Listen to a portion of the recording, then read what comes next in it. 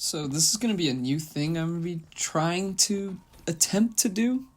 Usually I'll have an outline or some kind of guide to what I'm going to be talking about and sort of some of the specific points I wanted to hit.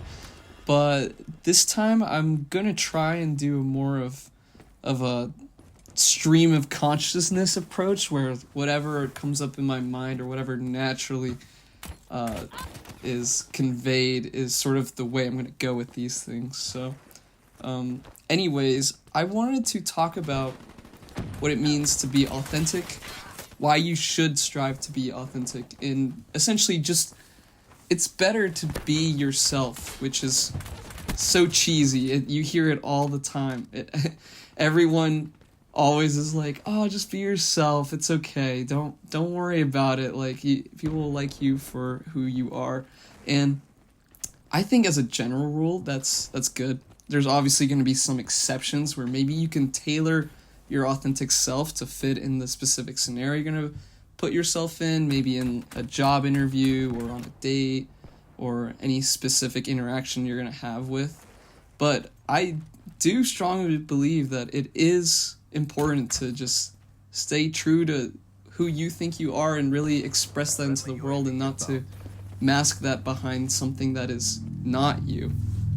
ChatGPT gives this definition of what it means to be authentically you by stating it means that you're living in alignment with your true self, values, beliefs, and desires rather than conforming to societal expectations or pretending to be someone you're not. It's genuinely better and more natural for you specifically to sort of express that, and people can really tell if you're not doing that. It's pretty obvious, and then they'll start being more suspicious about you. So when you're not worried all the time about trying to paint something that you're not, or at least you don't feel like you are, it really shows your honesty and your character, and people will gravitate towards that. Now, obviously, if you're a shitty person or somebody that's not that good, people are still not gonna gravitate towards you. So you're probably asking, like, okay, if I can truly be my authentic self and I don't like it or it sucks, what do I do? Well, you change. You can change into what you want to be, but that requires building on things that actually concretely serves as a stepping stone into reaching that.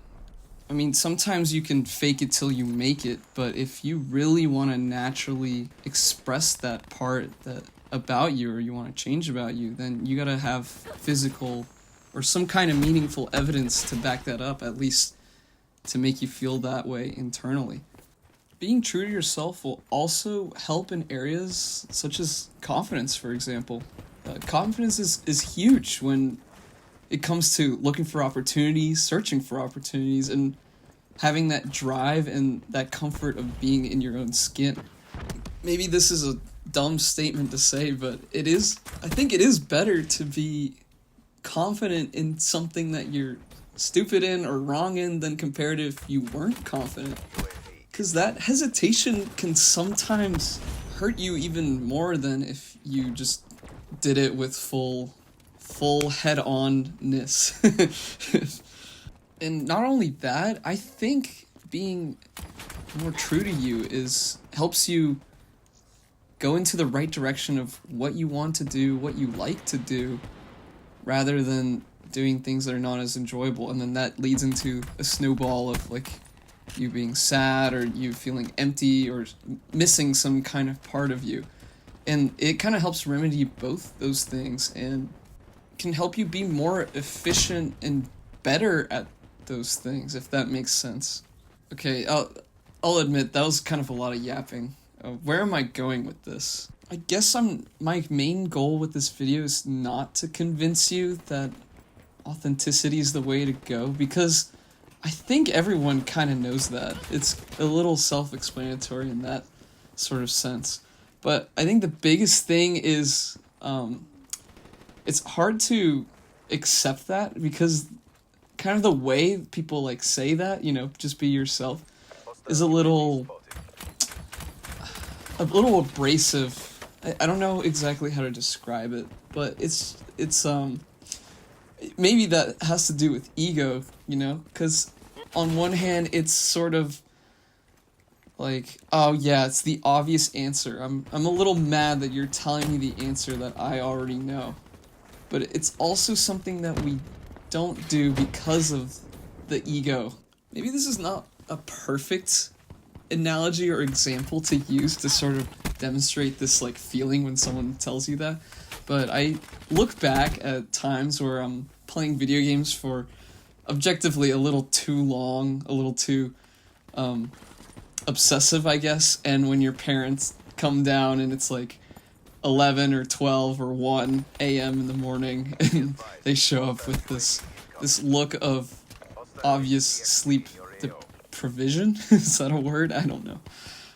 And they tell you it's all right. It's you know it's been too long. You gotta get off. you need to let me sleep. And you're kind of mad. At least for me, you're kind of mad that they have to tell you that, and you know they're objectively right deep down, but you don't want to. It's something that you kind of want to bring up yourself and accept it yourself, not have somebody else tell you.